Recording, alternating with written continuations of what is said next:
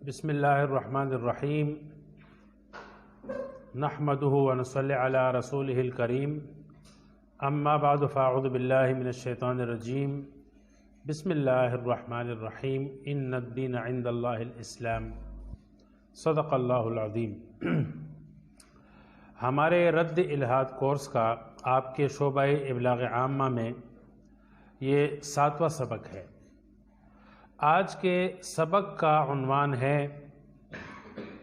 مسلم معاشرے میں الحاد پھیلنے کے اسباب، کہ ہمارے معاشرے میں مسلم معاشرے میں ایک بچہ جب پیدا ہوتا ہے تو سب سے پہلے اس کے کان میں اذان دی جاتی ہے، اس کا نام مسلمانوں والا رکھا جاتا ہے۔ بچے کو جب باتیں سکھائی جاتی ہے تو اس کو سب سے پہلے اللہ کا نام اور کلمہ طیبہ لا الہ الا اللہ محمد رسول اللہ یہ کلمہ سکھایا جاتا ہے۔ پھر جب بچہ 7-8 سال کی عمر تک پہنچتا ہے تو پھر اس کو نماز سکھائی جاتی ہے، مسجد اور مدرسے میں اس کو ڈال دیا جاتا ہے، قرآن کریم وہ سیکھتا ہے۔ رات میں اپنی والدہ سے یا دادی اماں سے وہ مختلف صورتیں، اخلاق، آداب، دین کے بارے میں بنیادی چیزیں۔ پھر جب وہ اسکول کالج میں جاتا ہے تو بھی اس کو یہی تعلیم دی جاتی ہے کہ نظروں کی حفاظت کرنی ہے، گناہ نہیں کرنا ہے، جنت جہنم کا تصور اور اسی طرح ثواب اور گناہ کا تصور، یہ ساری چیزیں بچپن سے پڑھا دی جاتی ہے۔ لیکن کیا وجہ ہے کہ جب ایک بچہ کالج اور یونیورسٹی کے قابل ہوتا ہے اور اس ماحول میں جاتا ہے تو وہ بچہ پھر دین سے بیزار ہو جاتا ہے، مذہب اور مذہب کی باتیں اس کو بری لگنے شروع ہو جاتی ہے۔ کھلم کھلا اگر وہ الحاد کا ٹائٹل نہ بھی اپنائے کہ میں ملحد ہوں، میں خدا کو نہیں مانتا، خالق کائنات کو نہیں مانتا، نبی کو نہیں مانتا، لیکن اگر ماحول کی وجہ سے وہ یہ ساری چیزیں کھل کر نہیں بول سکتا لیکن مذہب بیزاری کا اظہار وہ کھل کر کر لیتا ہے، تو یہ مسلمان معاشروں کے لیے اور خصوصاً علماء کرام کے لیے اور والدین کے لیے ایک بہت بڑا چیلنج ہے۔ ہمیں چاہیے کہ ان اسباب اور وجوہات کو جانے، اس کی تحقیق کرے اور ان وجوہات کو اور اسباب کو تلاش کرے اور پھر ان وجوہات اور اسباب کا سد باب کرے یا اس کا ہم کوئی مثبت حل نکالے۔ تو مسلم معاشرے میں الحاد پھیلنے کے جو اسباب غور و فکر کے بعد ہمیں ملے ہیں بہت سارے ہیں، لیکن اس درس میں ہم نے تقریباً 10 وجوہات جو بنیادی وجوہات ہیں، بنیادی اسباب ہیں کہ ایک بچہ مسلم معاشرے میں پل کر بڑا ہو کر پھر بھی وہ الحاد کا شکار ہوتا ہے تو کیوں ہوتا ہے۔ سب سے پہلا جو سبب ہے وہ مغرب کی فکری غلامی ہے۔ مسلم معاشروں میں الحاد پھیلنے کا جو سب سے بڑا سبب ہے وہ مغرب سے مرعوبیت ہے، کہ آج مسلمان کی فکر، مسلمان کی سوچ جو ہے وہ مغربی غلامی کا شکار ہے۔ چونکہ مسلمان عسکری اعتبار سے، سیاسی اعتبار سے، تعلیمی اعتبار سے، اسی طرح نظم و نسق اعتبار سے، معاشرتی اعتبار سے تقریباً زوال کا شکار ہے، اور آج کے زمانے میں مغرب یہ سیاسی ایک بہت بڑی قوت ہے، دنیا میں عسکری ایک بہت بڑی قوت وہ مغرب ہے، معاشرتی لحاظ سے مغرب ایک یعنی خوبصورت معاشرہ پیش کرتا ہے، بظاہر خوبصورت معاشرہ، تو ان وجوہات کی بنا پر مسلم معاشروں میں مغرب سے مرعوبیت کی فضا بالکل عام ہو گئی۔ تو مغرب نے اپنی اس ظاہری طاقت کے ساتھ ساتھ اپنے افکار کو بھی جو ہے وہ ہم پر مسلط کر دیا۔ دیکھیں مغرب میں کوئی بھی پروڈکٹ تیار ہو تو وہ یہاں پر امپورٹ کر دیا جاتا ہے کہ بھائی مغرب میں فلاں ایجاد ہوئی، فلاں نئی چیز بنی ہے، لہٰذا ہمیں اس کو امپورٹ کر لینا چاہیے، یہاں پر لانا چاہیے۔ تو اسی طرح وہاں مغرب میں جو افکار جنم لیتے ہیں اور جو سوچیں بنتی ہے، جو نئے فلسفے بنتے ہیں، تو ان فلسفوں کو بھی یہاں مشرق میں اور مشرقی معاشروں میں جو ہے وہ امپورٹ کر دیا جاتا ہے۔ تو یہ امپورٹ ایکسپورٹ کا کاروبار جو ہے یہ صرف پروڈکٹس تک محدود نہیں ہے، بلکہ افکار اور سوچیں اور فلسفے اور وہاں کے مطلب جو عقائد یا نظریات جنم لیتے ہیں نئے نئے، تو وہ بھی یہاں پر امپورٹ کر دیے جاتے ہیں یا امپورٹ ہو جاتے ہیں، اور اس کو ہم پھر جو ہے وہ فکری غلامی میں، ایک غلام جو ہے وہ آقا کی کسی بات کو بھی آسانی سے ایکسیپٹ کر لیتا ہے، بلکہ اس میں فخر محسوس کرتے ہیں، اور پھر فیشن کے طور پر یا نقل کے طور پر اس کو اپنا لیا جاتا ہے۔ تو بہرحال جو سب سے پہلا سبب ہے، بنیادی سبب الحاد پھیلنے کا مسلمان معاشروں میں، وہ ہے مغرب کی فکری غلامی۔ دوسرا سبب مسلمان معاشروں میں الحاد پھیلنے کا جو ہے وہ مغربی طرز تعلیم ہے، کہ یہ ہمارے لیے بہت بڑا المیہ ہے کہ کوئی بھی نیا طرز اور جدید طرز تعلیم مغرب میں جب پنپتا ہے، اٹھتا ہے اور تیار کیا جاتا ہے اور یہاں پر وہ امپورٹ کر دیا جاتا ہے، تو وہ آسانی سے یہاں پر رائج ہو جاتا ہے۔ تو یہ بھی یوں سمجھے کہ فکری غلامی کی وجہ سے ان کا طرز تعلیم ہم آسانی سے اپنا لیتے ہیں، اس کے منفی اور مثبت پہلوؤں پر غور نہیں کیا جاتا، اس کے کیا نتائج نکلیں گے اس پر جو ہے وہ تعلیمی ماہرین بغیر غور و فکر کے یہاں پر جو ہے وہ مختلف بورڈوں کے ذریعے سے جو ہے وہ مسلط کر دیا جاتا ہے اور رائج کر دیا جاتا ہے۔ پھر بعد میں 5 سال 10 سال یا 12-15 سال بعد جو ہے وہ اس کے جب منفی نتائج ہمیں نظر آتے ہیں تو پھر بات جو ہے وہ ہاتھ سے نکل چکی ہوتی ہے اور سر سے پانی گزر چکا ہوتا ہے۔ تو مغربی طرز تعلیم نے جو نئے نئے مہنگے قسم کے سکول سسٹم ہے نا، تو اس کے ذریعے سے ایک جال پھیلا دیا، تو اسی تعلیم کے تحت پھر وہ اپنی فکر کو اور اپنے آزادانہ خیالات کو اور اپنے افکار کو بھی پھر بچوں کے ذہن میں انجیکٹ کر دیتے ہیں۔ اور ظاہر ہے ایک بچہ جب تعلیم حاصل کرتا ہے تو اس کو جو پڑھایا جائے گا وہی اس کی فکر بنے گی، جو اس کو سکھایا جائے گا وہی اس کی سوچ بنے گی، وہی اس کا نظریہ بنے گا، اسی ماحول میں اس کی تربیت ہوگی، اسکول کے ماحول میں، کالج کے ماحول میں جیسی تربیت ہوگی، اس کو جیسے ماحول میسر ہوگا تو بچہ ویسے ہی بنے گا۔ تو بہرحال بظاہر تو یہ جو مہنگے بڑے بڑے اسکول ہے تو ہمیں تو بہت اچھے نظر آتے ہیں، ہم سمجھتے ہیں کہ صفائی ہے، ستھرائی ہے، اور ہمارے بچے جو ہے وہ اچھا اور اعلیٰ تعلیم حاصل کر کے کچھ بن بیٹھیں گے، لیکن اس کا جو بھیانک چہرہ ہے اور تاریک چہرہ ہے نا، وہ ہمیں پھر نظر نہیں آتا۔ وجہ اس کی یہ ہے کہ مغربی طرز تعلیم جو ہے وہ ہم آنکھیں بند کر کے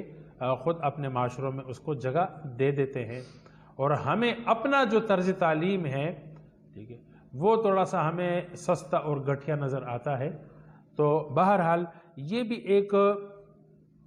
کالج یونیورسٹیز میں اگر آپ جائیں گے نا تو اس موجودہ جدید طرز تعلیم نے جو بھیانک نتائج دیے اور بچوں کے ذہنوں میں الحادی افکار جو بٹھا دیے نا، تو یہ ہمارے لیے بہت بڑا المیہ بھی ہے اور فکر کی بات بھی ہے۔ اس کے سدباب کے لیے جو سنجیدہ علماء ہیں اور ان کے پاس دینی ادارے ہیں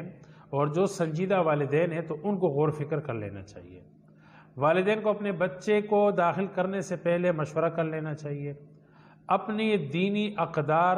اور اپنے مشرقی روایات اس کو مد نظر رکھ کر اپنے بچے کے لیے کسی تعلیمی اسکول کالج کا انتخاب کر لینا چاہیے۔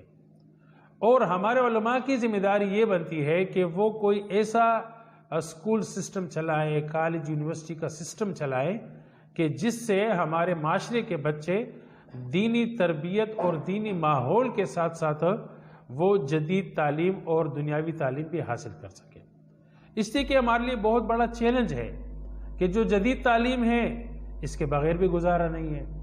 لیکن جدید تعلیم کے جو طرز ہے اور جو ماحول ہے تو وہ بھی ہمارے لیے بہت بڑا خطرہ بھی ہے، ہمارے ایمانیات کے لیے، عقائد کے لیے، دین کے لیے۔ تو جدید تعلیم سے بھی ہم آگے آنکھیں نہیں بند کر سکتے، اور اسی طرح ایمان اور دین اسلام کے جو بنیادی افکار اور عقائد ہے، صحیح ایمان ہے، ایمان کا خطرہ ہو تو اس کو دیکھ کر ہم اس طرز تعلیم کو اپنا بھی نہیں سکتے۔ تو اس کے لیے ہمیں کوئی مثبت اقدامات کر لینے چاہیے، اور ایسے اسکول سسٹم ہو یا جو اس جدید مغربی سسٹم اسکولز میں مطلب وہ تربیت پا چکے ہیں یا آگے بڑھ چکے ہیں،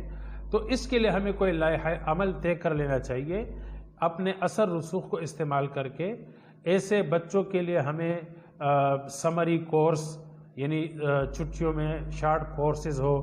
دینی اور اسلام کی بنیادی معلومات پر مشتمل۔ اسی طرح اپنے اثر رسوخ کو استعمال کر کے ان اسکولوں میں، ان اداروں میں جو ہے وہ مختلف شارٹ کورسز ہو یا کیا نام ہے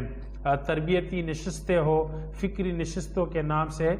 جو ماہرین علماء ہے اور دین کی فکر رکھنے والے لوگ ہیں تو ان کو وہاں لے جا کر ان کو پریزنٹ کیا جائے کہ بھائی آپ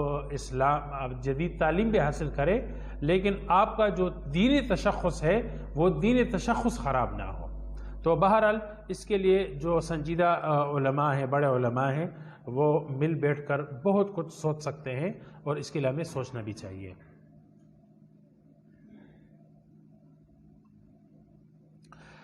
تیسرا جو سبب ہے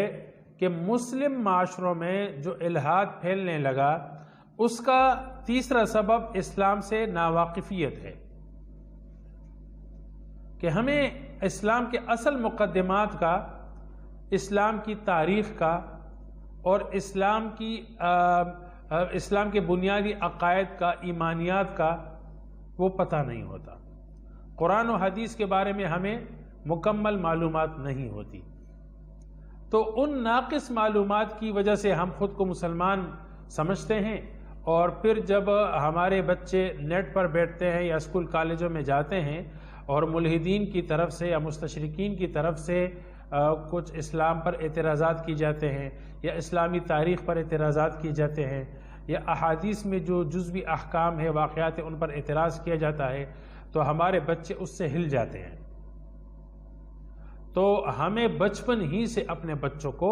اسلام کی جو اصل بنیادی تعلیمات ہیں وہ بتا دینی چاہیے۔ قرآن کے بارے میں اسلام کا کیا نظریہ ہے، اور قرآن کریم کا اسلوب کیا ہے، اور اسی طرح احادیث کی حیثیت کیا ہے، احادیث کی جو اقسام ہے، صحیح ہے، حسن ہے، ضعیف ہے، بہت ساری اقسام ہے، اور کن احادیث کا تعلق احکام سے ہیں اسلام کے، اور کن احادیث کا تعلق وہ جو ہے وہ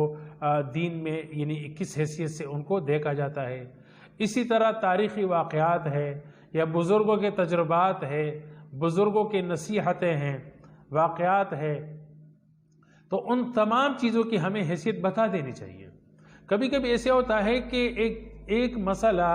اور ایک فکر وہ اسلام کا مقدمہ نہیں ہوتا، لیکن وہ فکر اتنی مشہور ہو جاتی ہے کہ ہمارے معاشرے میں اس کو جو ہے نا ایمان و کفر کی حد، اس فکر کو ایمان و کفر کی حد سمجھنا شروع کر دیتے ہیں لوگ۔ اچھا، اور وہ اسلام میں اس کی کوئی حیثیت نہیں ہوتی۔ اچھا، کبھی کوئی مستحب چیز اور مباح چیز وہ رسم و رواج کی وجہ سے وہ جو ہے نا فرض کا درجہ اپنا لیتا ہے۔ اب پھر اس کے خلاف جب کوئی بات آتی ہے یا کوئی اس پر سوال اٹھاتا ہے تو ہمارے بچے ہل جاتے ہیں کہ بھائی یہ، حالانکہ اسلام کے ساتھ اس کا تعلق نہیں ہوتا۔ ٹھیک ہے، تو بہرحال جو اسلام کے اصل بنیادی مقدمات ہے، قرآن و حدیث، سنت اور اسی طرح تاریخ وغیرہ، جس کا سہارا لے کر مستشرقین والملحدین وہ اسلام کے متعلق شکوک و شبہات ڈالتے ہیں. تو یہ ساری چیزیں ہمیں بچوں کو پہلے سے بتا دینی چاہیے، اس سے پہلے کہ ہم یہ ساری چیزیں ان سے دور رکھیں اور پھر جو ہے نا کوئی اور باہر سے آ کر اسی کے ذریعے ان کو گمراہ کرے اور پہلی مرتبہ یہ چیزیں سن کر وہ ہل جائیں، ان کا دماغ کی بتی جو ہے وہ گل جائے. ٹھیک ہے، اور پھر ہمارے لیے سمجھانے کا کبھی موقع بھی نہیں ملتا، یا سمجھائے تو پھر وہ سمجھتا نہیں ہے بچہ، اس لیے کہ 16 سال تک تو ابو نے کچھ بتایا نہیں، 16 سال تک تو قاری صاحب نے قاعدہ پڑھایا، قرآن پڑھایا، لیکن اسلام کی بنیادی معلومات وہ دی نہیں. جو رسم و رواج کی وجہ سے اسلامی فرائض اور قطعیات کا درجہ پا چکی، حالانکہ وہ صرف ایک تاریخی حیثیت وہ چیزیں رکھتی ہیں. تو تاریخی چیزوں نے جو ہے وہ اسلام کی اصل بنیاد کی جگہ اپنا لی. اب اس پر اعتراض ہوتا ہے تو پھر جو ہے وہ بچہ سمجھتا ہے کہ بھائی شاید اسلام بنیادی لحاظ سے کمزور ہے، نعوذ باللہ. تو لہذا اس سے ہمیں جو ہے وہ آگاہی دینی چاہیے، اس کے لیے والدین کو بھی اور اس طرح اساتذہ کرام کو بھی اور علماء کرام کو بھی اس پہلو پر جو ہے وہ غور کرنا چاہیے اور ہمارے نئی نسل نوجوانوں کی تربیت کر لینی چاہیے. بہرحال چوتھا جو سبب ہے مسلم معاشروں میں الحاد پھیلنے کا، وہ ہے میڈیا کا پروپیگنڈا. مغرب میڈیا کی طاقت سے، میڈیا کے ذریعے سے اپنے افکار پھیلا رہا ہے، اور آپ کا تعلق بھی سوشلزم سے ہیں، میڈیا سے ہیں، تو آپ کو میڈیا کی طاقت کا پتہ ہے کہ سفید کو کالا اور کالے کو سفید اگر دکھانا ہے تو میڈیا کا سہارا لے لے. سچ کو جھوٹ بتانا ہے تو میڈیا کر کے دکھا دے گا. جھوٹ کو سچ باور کرانا ہے تو میڈیا کر کے دکھا دے گا. اچھا، پھر مغرب اس کو جو ہے وہ کیا نام ہے میڈیا کا سہارا لیتا ہے. پھر ہمارے معاشرے میں بھی بظاہر جو مسلمان اینکر پرسنز ہوتے ہیں یا میڈیا ہاؤسز ہوتے ہیں، مسلمانوں کے ہوتے ہیں، لیکن یا وہ دنیاوی مال کے لالچ میں یا مغرب کے غلامی میں یا اپنے کوئی ذاتی مفاد کی وجہ سے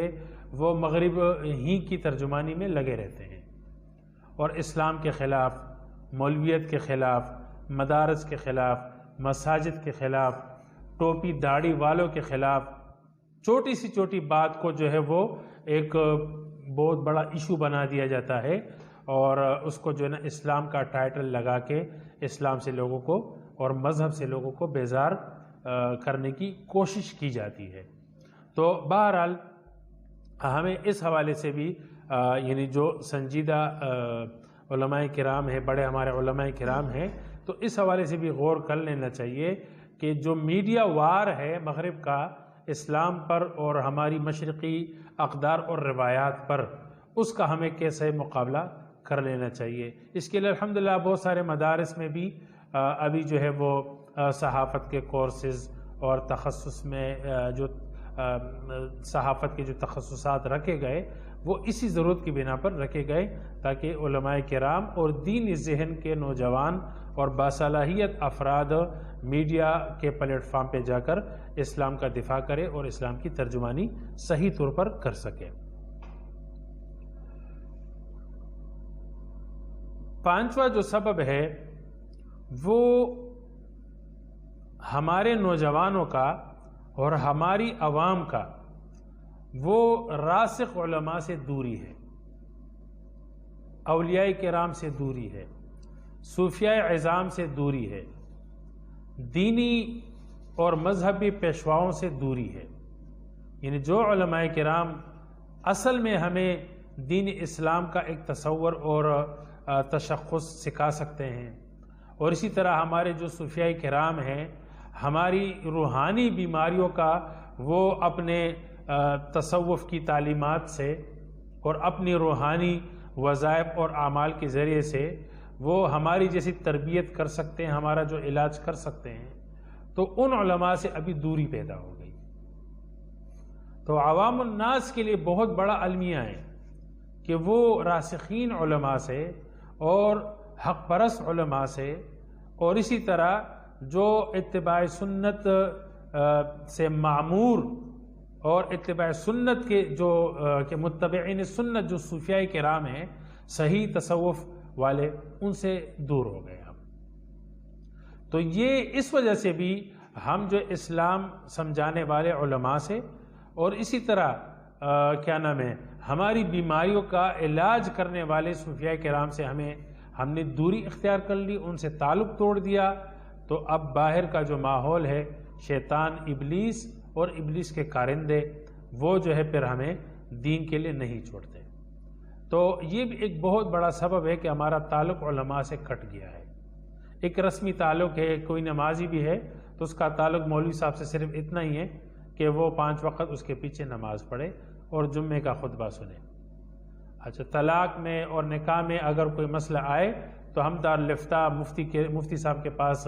چلے جاتے ہیں کہ بھائی طلاق ہوئی ہے کہ نہیں ہوئی، طلاق ہوئی ہے تو کیا راستہ ہے ابھی. بس اتنا ہی ہمارا تعلق ہے. باقی دین کے حوالے سے ہم اپنی مرضی پہ چل رہے ہیں،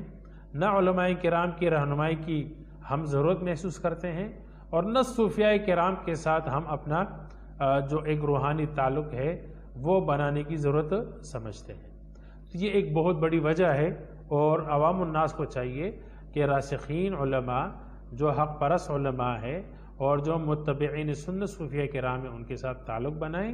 ان کو اپنے اداروں میں، اپنے محلوں میں یا اپنے بیٹھکوں میں ان کی نشستیں کرائیں،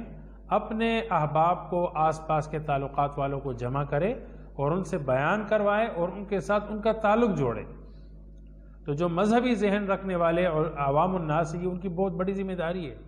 کہ علماء کے ساتھ وہ تعلق بنائیں اور پھر علماء کے ذریعے سے وہ اپنے آس پاس جو نئی نسل ہے، نوجوان نسل ہے، ان کی تربیت کا کوئی انتظام کرے.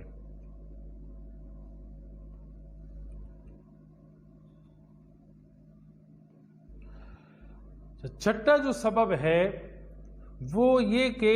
ہمارے جو علماء کرام ہیں، مفتیان عظام ہے، وہ جدید اصطلاحات سے ناواقف ہیں. یعنی ہم دین تو پڑھ لیتے ہیں اور دین کی ترجمانی بھی کر لیتے ہیں، لیکن ہمارے بچے چونکہ کالج میں، یونیورسٹیز میں اور مغربی تعلیم پڑھتے ہیں اور ان کی لینگویج جو ہے وہ بھی ہماری خالص اردو بھی، المیہ یہ ہے کہ اعلیٰ سے اعلیٰ تعلیم یافتہ، جتنا اعلیٰ تعلیم یافتہ ہوگا اتنا وہ خالص اردو بھی نہیں سمجھے گا. سمجھے گا تو سمجھے گا میرے خیال میں، جو خالص اردو اگر آپ کوئی آرٹیکل لکھیں گے نا تو ہماری نئی نسل اس کو پڑھ بھی نہیں سکتی. جو تلفظ ہے نا، جو تلفظ ہے، ٹھیک ہے، تلفظ بھی نہیں کر سکتے، وہ پڑھ بھی نہیں سکتے. ہاں خیر، تو اس چیز کو بھی مطلب ہمیں سمجھنا چاہیے کہ ہمارے علماء کرام کو جو جدید اصطلاحات ہے اور جو عوام الناس میں، اسکول کالجوں میں جو رائج زبان ہے، تو اس کو سیکھ کر اور اس کو سمجھ کر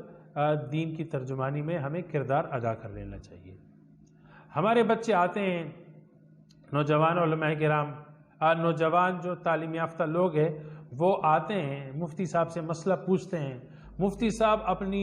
مدرسے کی زبان میں ان کو مسئلہ بتا دیتے ہیں، ان کو پتہ بھی نہیں ہوتا کہ بھائی یہ بتایا کیا ہے.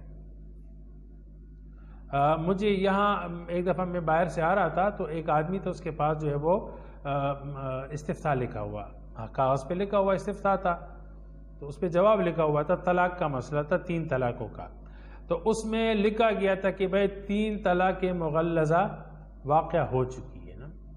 تو وہ کہہ رہے بھائی یہ طلاق مغلظہ کیا ہے، مولوی صاحب یہ سمجھا دے. میں نے کہا طلاق مغلظہ کا مطلب ہے کہ 3 طلاقیں ہو گئی ہے، اب بیوی حرام ہے. اب بھائی طلاق مغلظہ وہ تو طالب علم سمجھے گا نا. تو اسی طرح دین اسلام کی ترجمانی کرنے والے راسخین علماء کو چاہیے کہ وہ مروجہ اصطلاحات اور مروجہ زبان میں لوگوں کی رہنمائی کرے. ہماری جو زبان ہے مدرسے کے اندر، تو وہ عام لوگوں کو سمجھ میں نہیں آتی. ہماری خالص اردو عام لوگوں کو سمجھ میں نہیں آتی. تو یہ بھی ایک بہت بڑی وجہ ہے. ہم ایک سادہ اور سمپل سا مسئلہ بتاتے ہیں لیکن اپنی زبان میں بتاتے ہیں تو لوگ سمجھتے ہیں یار یہ تو بہت مشکل ہے. تو لوگ سمجھتے ہیں شاید اسلام بہت زیادہ مشکل ہے، بغیر مدرسے میں 8 سال اور 16 سال پڑھے ہم دین اسلام کو سمجھ نہیں سکتے۔ حالانکہ جو بنیادی مسائل ہے، عقائد ہے اور فرض اور واجب درجے کے جو مسائل ہے، ہم آسان سے آسان زبان میں بھی سمجھا سکتے ہیں، اور خاص طور پر جو انگلش تعلیم یافتہ طبقہ ہے تو وہ تو اردو بھی نہیں سمجھتے، تو ان کی رہنمائی کے لیے ہمیں جو ہے وہ انگلش کو بھی سیکھ لینا چاہیے، اور مروجہ جو اصطلاحات ہے، ٹرمز ہے،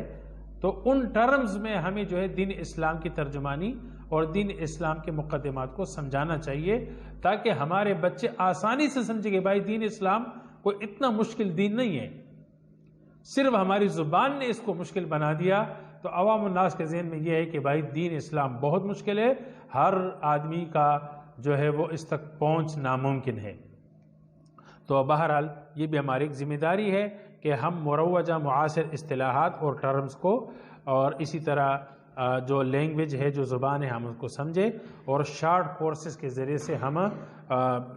دین اسلام کی ترجمانی کریں اور لوگوں کو سمجھائیں۔ اس کے لیے ہم تخصصات کا بھی جو ہے وہ ایک رواج دے سکتے ہیں کہ علماء کرام کی ایسی تربیت ہو کہ وہ اپنی بات کو کس اصطلاح میں، کس زبان میں جو ہے وہ پریزنٹ کریں گے، تو وہ ہمارے علماء کو اس پہ بھی توجہ دینی چاہیے۔ 7واں جو سبب ہے سوشل میڈیا اور ویب سائٹس۔ ملحدین جو سب سے زیادہ سہارا لیتے ہیں اپنے الحادی افکار کو پھیلانے کے لیے، وہ سوشل میڈیا، فیس بک، انسٹاگرام اور ٹویٹر وغیرہ، اور اسی طرح نیٹ پر جو ویب سائٹس ہیں۔ ہمارے 14 اور 15 سال 16 سال کے بچے کے پاس جو ہے وہ موبائل اور لیپ ٹاپ آ جاتا ہے، نیٹ اس کے ہاتھ میں ہوتا ہے، تو وہ کسی بھی ویب سائٹ پر جا کے اگر دینی اور مذہبی فکر والا بھی ہو تو اس کو یہ پتہ نہیں ہوتا کہ یہ جو ویب سائٹ ہے یہ کس کی ہے، یہ کسی مسلمان کی ہے، اور یہ کسی قادیانی کی ہے، یا یہ کسی مستشرق کی ہے، یا یہ کسی اسلام دشمن کی ہے۔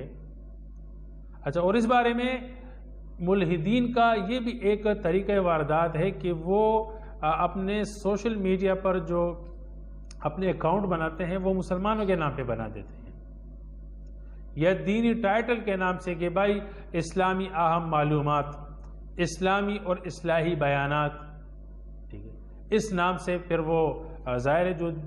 مذہبی فکر رکھنے والے نوجوان ہیں تو ان پیجز پر جاتے ہیں، لیکن پھر ان کو جو ہے وہ دکھایا کچھ اور جاتا ہے۔ اسی طرح بعض جو مطلب غلط ناموں سے مطلب فحاشی کے ٹائٹل سے بھی ویب سائٹیں بنائی جاتی ہے، تو 15-16 سال کا جو نوجوان ہے وہ چونکہ جنسی مطلب جو فحاشی قسم کی تصاویر وغیرہ ان چیزوں کی طرف ان کی توجہ ہوتی ہے، تو اس میں پھر وہ جب کلک کرتا ہے اور وہاں پر پیج کا وہ ممبر بنتا ہے، تو پھر وہ غلط تصویریں اور ویڈیوز وہ بھی اس کو دکھائی جاتی ہے، لیکن پھر اس کے ساتھ ساتھ جو ہے وہ اسلام کے خلاف بھی ان کے ذہنوں میں شکوک و شبہات ڈالے جاتے ہیں۔ تو مختلف طریقوں سے ملحدین جو ہے سوشل میڈیا اور اسی طرح ویب سائٹ کے ذریعے سے ہمارے نوجوانوں کو الحادی افکار کا شکار بناتے ہیں، کسی کو دین کے نام سے، صحیح مولانا صاحب یا اسلامی یا جو بھی ہے، اس طرح کے ٹائٹل سے پیجز بناتے ہیں، جو دینی فکر اور مذہبی مطالعہ کرنے والے، اسٹڈی کرنے والے جو شوقین طالب علم ہوتے اسکول کالج کے، وہ اس میں جاتے ہیں تو ان کو کچھ اور پھر دکھایا جاتا ہے، غلط اسلامی تعلیمات، شکوک و شبہات سے بری چیزیں، اسلام پر اعتراضات ان کو پڑھنے کے لیے ملتے ہیں، یا جو مطلب فحاشی اور جو غلط ویڈیوز اور غلط کیا نام ہے تصاویر پر مشتمل جو ویب سائٹس کے نام اور اسی طرح پیجز اور اکاؤنٹ بنا دیے جاتے ہیں، تو جو آوارہ قسم کے نوجوان ہوتے ہیں جو جنسی تسکین کے لیے نیٹ استعمال کرتے ہیں، تو پھر وہ ان پیجز پہ جاتے ہیں، تو ایک تو ان کی اخلاقی جو ہے وہ کیا نام ہے اخلاقی طور پر ان کے اخلاق وہ فساد کا شکار ہوتے ہیں، خراب ہوتے جاتے ہیں، اور دوسری طرف ان کے ایمان پر بھی ڈاکے ڈالے جاتے ہیں، اور انہی ویب سائٹوں کے ذریعے سے پھر اسلام کے خلاف اور اسی طرح پیغمبر اسلام کے خلاف، قرآن کے خلاف جو ہے وہ شکوک و شبہات وہ پیدا کیے جاتے ہیں۔ تو اس کے لیے ہمیں نوجوانوں کو، اپنے بچوں کو، والدین کو چاہیے کہ بچے کو جب تک اگر موبائل دینا ہے یا نیٹ کے استعمال کی اجازت دینی ہے تو اس کو پہلے سے بتا دینا چاہیے کہ بھائی ایسی چیزیں ہوتی ہیں جو آپ کے ایمان کو بھی چھین لے گی اور اسی طرح آپ کے اسلام کو بھی، دین کو بھی رہنے نہیں دیں گی، تو اس سے پرہیز کریں۔ اس کے لیے جو ہے ہم وہ اپنے سیکورٹی انتظامات بھی کر سکتے ہیں، گاہے گاہے جو ہے وہ ان کی موبائل اور نیٹ ہسٹری بھی ہم جو ہے چیک کریں کہ ہمارا بچہ کون سے ویب سائٹ پہ جاتا ہے، کون سے پیجز پہ جاتا ہے۔ تو یہ چیزیں اپنے والدین کی سب سے بڑی ذمہ داری ہے کہ اپنے بچوں کی صحیح نگرانی رکھے اور ان کو پہلے سے آگاہی دے کہ بھائی نیٹ پر یہ چیزیں ہوتی ہے جو ہمارے ایمان کی بھی دشمن ہے، مذہب کی بھی دشمن ہے اور ہمارے اخلاق کی بھی دشمن ہے، تو ان کی ایسی تربیت بھی ہو اور نگرانی بھی ہو۔ تو یہ بھی ایک بہت بڑا سبب ہے۔ جو 8واں سبب ہے وہ ہے مذہبی لبادے میں جو بعض لوگ ہوتے ہیں تو ان کی جو انتہا پسندی ہے اور ان کا جو متشددانہ رویہ ہے وہ بھی ایک اسلام سے اور مذہب سے بیزاری، ناراضگی اور اسی طرح الہادی افکار کے پنپنے کا ایک ذریعہ بنا ہے۔ یہ بہت افسوس کی بات ہے کہ ہمارے معاشرے میں، مسلمان معاشروں میں جو خارجیت کی سوچ ہے نا وہ پنپنے لگی ہے۔ ہم تسلب اور تشدد میں فرق نہیں کر سکتے۔ تسلب یعنی دین پر قائم رہنا، ثابت قدم رہنا، دینی تشخص کو برقرار رکھ کے دین کی خدمت کرنا۔ تسلب فی الدین اور تشدد فی الدین، ان دو کو ہم جو ہے نا ایک دوسرے سے جدا نہیں کر سکتے۔ یہ ہماری غلطی ہے سب سے۔ تو ہم تشدد کو تسلب فی الدین سمجھتے ہیں۔ تشدد یہ ہے کہ کسی سے غلطی ہوتی ہے تو ہم فوراً جو ہے وہ کفر کا فتویٰ ٹھوک دیتے ہیں، ہم فوراً جو ہے وہ واجب القتل کا فتویٰ ٹھوک دیتے ہیں، بغیر کسی مفتی سے فتویٰ لیے بغیر ہم خود سے جو ہے وہ فتویٰ صادر کر دیتے ہیں، بغیر کسی عالم سے پوچھے بغیر کسی نے اگر کوئی غلط بات کہہ دی یا زبان سے کوئی غلط کلمہ نکلا تو ہم جو ہے اس کو ایک بہت بڑا ایشو بنا دیتے ہیں، اور پھر اسلام کا اور مسلمانوں کی جو تصویر جاتی ہے مغرب کو، اور اسی طرح ہمارے جدید تعلیم یافتہ طبقے کو ہماری جو تصویر جاتی ہے تو وہ منفی تصویر جاتی ہے۔ تو اس متشددانہ رویے اور انتہا پسندی اور خارجیت کی جو فکر ہے اس نے جو ہے اسلام کو بہت بڑا نقصان پہنچایا۔ تو ہمارے علماء کرام کی ذمہ داری بنتی ہے کہ ہم اس متشددانہ رویہ کی حوصلہ شکنی کریں، خارجی افکار اور خارجی ذہن کی حوصلہ شکنی کریں، اور ہم اصل اسلام کو لوگوں کے سامنے پیش کریں کہ بھائی اسلام تو بہت خوبصورت دین ہے، اسلام تو حسن اخلاق کا نام ہے۔ اچھا، اسلام میں جو حدود اور سزاؤں کا جو کانسیپٹ ہے، جو سسٹم ہے سزاؤں کا، وہ بھی بہت پرحکمت ہے۔ اگر کسی آدمی کا ہاتھ کٹتا ہے تو اس میں پورے معاشرے سے چوری، چکاری، ڈکیتی جیسے ظالمانہ جو اقدامات ہیں، صحیح، اس کا قلعہ ہوتا ہے۔ اگر کسی قاتل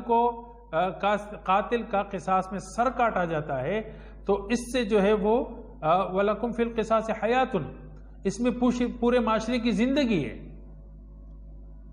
تو ہم اسلام کو ایک خوبصورت دین اور اسلام کی جو خوبصورتی اپنی ہم وہ پیش کریں، اور جو متشددانہ رویہ ہے، خارجی ذہن، جو خارجی فکریں جو ہمارے معاشرے میں رائج پا چکی ہے، ہم ان کی کیا کریں؟ حوصلہ شکنی کریں اور اسلام کے اصل تعلیمات اور اصل حکمت لوگوں کو سمجھائے۔ تو یہ ہمارے علماء کرام کی بہت بڑی ذمہ داری بنتی ہے۔ 9واں آ گیا نا؟ اچھا، 9واں جو سبب ہے وہ ہے اسلامی معاشرے میں، مسلم معاشرے میں ادارہ تصوف کا زوال. ادارہ تصوف کا زوال، کہ مسلمان اور علماء کرام بھی تصوف سے دور ہو چکے ہیں. دیکھیں، کسی بھی چیز کو سمجھنے کے لیے ایک ایک پیرامیٹر ہوتا ہے. ٹھیک ہے، ایک پیرامیٹر ہوتا ہے، ایک فریم ہوتا ہے. اچھا، اس فریم میں رکھ کر آپ کسی چیز کو عقلی طور پر ثابت کر سکتے ہیں، اس فریم میں رکھ کر آپ کسی چیز کو نقلی طور پر ثابت کر سکتے ہیں. اس فریم سے نکل کر اگر وہ ایک چیز اس فریم کے اندر نہیں ہے، اس پیرامیٹر کے اندر نہیں ہے، تو آپ اس کو ثابت نہیں کر سکتے. ٹھیک ہے جی. اسی طرح ایمان یہ ایک فریم ورک ہے استدلال کا، اور علم حاصل کرنے کا. جو ایمان ہے نا، یہ بھی ایک فریم ہے. اس فریم میں آ کر بہت ساری چیزیں جو عقل اور دلائل نہیں سمجھا سکتی، اس فریم میں آ کر خود بخود سمجھ میں آ جاتی ہے. بہرحال، تو جو ہمارے صوفیاء کرام ہیں نا، وہ روح اور دل کی صفائی اور اس کے امراض کا علاج کرتے ہیں. جب دل کا آئینہ صاف ہوگا تو آپ کو بہت کچھ سمجھ میں آئے گا، بہت کچھ نظر آئے گا. جب دل کا اور روح کا آئینہ گندا ہوگا تو بہت ساری چیزیں آپ سمجھنا چاہیں بھی نہیں سمجھیں گے. تو جو تصوف کا ادارہ ہے وہ بالکل مطلب زوال کا شکار ہو گیا ہے. تصوف سے، روحانی امراض کے علاج سے اور روحانیت حاصل کرنے سے، دل کو نور سے بھرنے سے، دل کا آئینہ صاف کرنے سے، یہ ساری چیزیں ہم میں جو ہے نا بالکل ختم ہو گئی ہے. تو دیکھیں، جو میٹا فزکس ہے، مابعد الطبعیات کی چیزیں ہیں نا، وہ عقل کے دائرے میں نہیں آتی، عقل کے دائرے میں نہیں آتی، فلسفے کے دائرے میں نہیں آتی. فلسفہ آپ کو اس کی ایک امکانی صورت بتا سکتا ہے، لیکن اس کا مشاہدہ اور اس کا یقین جو کرائے گا وہ آپ کو ایمان کرائے گا. اور ایمان کے لیے دل کا صاف ہونا ضروری ہے، روح کا ثقل ہونا ضروری ہے. اگر دل کا آئینہ گندا ہے تو پھر آپ کو نہ خدا سمجھ میں آئے گا، نہ فرشتے سمجھ میں آئیں گے، نہ جنت سمجھ میں آئے گی، نہ جہنم سمجھ میں آئے گی. ٹھیک ہے. تو اب دیکھیں نا، بہت ساری چیزیں جو ہم دلیل سے نہیں سمجھا سکتے، لیکن صوفیاء کرام اس کا مشاہدہ کرا دیتے ہیں، اللہ تعالیٰ کو محسوس کرا دیتے ہیں، جنت اور جہنم کو محسوس کروا دیتے ہیں، ذکر کی لذت کو محسوس کروا دیتے ہیں، درود شریف کی مٹاس کو محسوس کروا دیتے ہیں. تو اب ہم ادارے تصوف سے دور ہو گئے، تصوف رہا ہی نہیں ہم میں. تو جو چیزیں ہمیں محسوس کرنی چاہیے، ہم ان کو جو ہے وہ دلیل سے سمجھنا چاہتے ہیں تو سمجھتے نہیں ہیں، نہ سمجھا سکتے ہیں. تو بہرحال یہ بھی ہمارے لیے بہت بڑا المیہ بھی ہے، چیلنج بھی ہے، کہ ہم دوبارہ سے ادارہ تصوف کو زندہ کریں اور اس کا قیام کریں. اور جو متبعین سنت ہے، سنت کے پابند جو صوفیاء کرام ہیں، ہم ان کے ساتھ اپنا تعلق بنائیں اور اس ادارہ تصوف کی ہم تجدید کریں اور دوبارہ سے تعمیر کریں.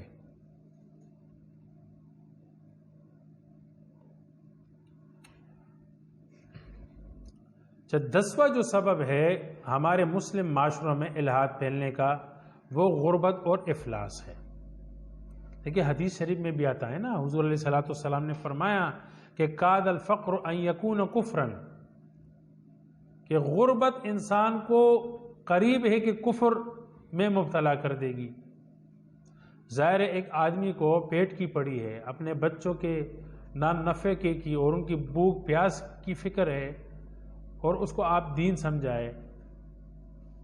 تو وہ تو نہیں سمجھے گا. ٹھیک ہے. ایک آدمی بھوکا ہے اور آپ اس کو یہ سمجھائے کہ بھائی اللہ تعالیٰ رازق ہے اور ملحد اس کو جو ہے نا صبح و شام یہ وظیفہ پڑھاتا ہے، یہ تعلیم دیتا ہے، یہ وسوسے ڈالتا ہے ذہن میں کہ بھائی اگر اللہ رازق ہے تو تمہیں کیوں نہیں دیا؟ بھائی یہ اللہ تعالیٰ رازق ہے تو یہ جو مغرب میں اللہ کے وجود کے منکر ہے، جو بتوں کے سامنے سجدے کرتے ہیں، شرک کرتے ہیں، کفر کرتے ہیں، جو ڈاکے ڈالتے ہیں، جو کرپٹ لوگ ہیں، ایک قسم کے جو ہے نا گندے لوگ ہیں، وہ اب مزوں میں ہیں، وہ جو چاہے کھاتے ہیں، جو چاہے پیتے ہیں، جو چاہے پہنتے ہیں، جیسے گھر بنانا چاہے تو ایسے گھروں میں رہتے ہیں، بڑی بڑی گاڑیوں میں ہیں، مزوں میں ہیں، لذتوں میں ہیں، خوشیوں میں ہیں، ایک سے ایک جو ہے نا سہولت ان کے پاس ہے۔ تو یہ کیسا رزق ہے کہ دشمن کو سب دیا اور تو نے اللہ پر ایمان رکھا ہے، تم مسلمان اور تمہیں کچھ نہیں دیا؟ تو ایسے میں بھوک اور افلاس انسان کو پھر شیطان کا نوالہ بنا دیتی ہے، اور ملحدین بھی ان باتوں کا فائدہ اٹھاتے ہیں۔ اسی طرح وہ NGOs اور اسی طرح ہمدردی اور مدد کے نام سے مسلمان معاشروں میں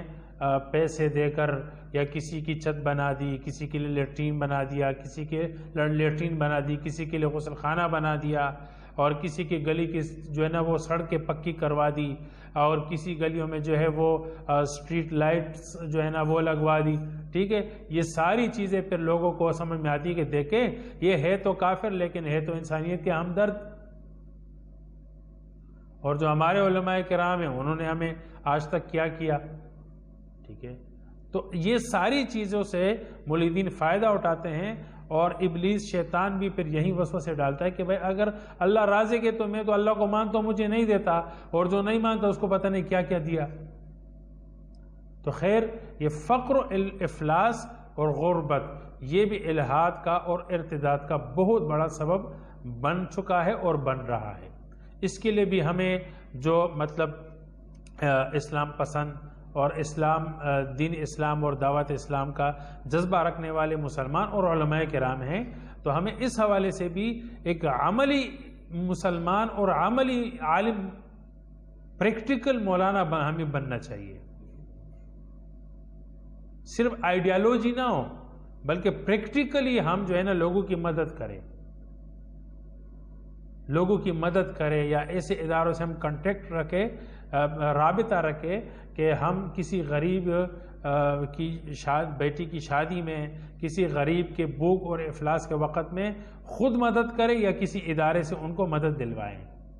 تو جب ہم علماء کرام اسی طرح ایکٹیویٹیز رکھیں گے اور عملی اور پریکٹیکلی ہم لوگوں کے ساتھ مدد کریں گے، تعاون کریں گے اور لوگوں کا مرجع بنیں گے، تو پھر ہماری بات ان کو سمجھ میں بھی آئے گی، پھر ہماری بات ان کو سمجھ میں آئے گی، ہاں بھائی اللہ رازق ہے اور آپ پہ امتحان ہے، آپ صبر کریں، صبر کا اجر ہوگا۔ لیکن پریکٹیکلی آج تک ہم نے کچھ کیا نہیں، اور ملحد اور کافر اپنے ارتدادی مہم جو ہے وہ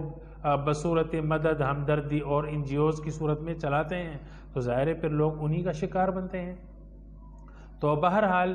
یہ 10 اسباب تھے، اور بھی بہت سارے اسباب آپ غور کریں گے تو یہ ہم نے جمع کیے تھے، ان اسباب پہ ہمیں غور کرنا چاہیے، اور اس کو مد نظر رکھ کر ہمیں مثبت اقدامات کرنے چاہیے تاکہ کم سے کم اس فتنے کو جو ہے کم سے کم کر دیا جائے اور اس کا سدباب کر دیا جائے۔ وآخر دعوانا الحمد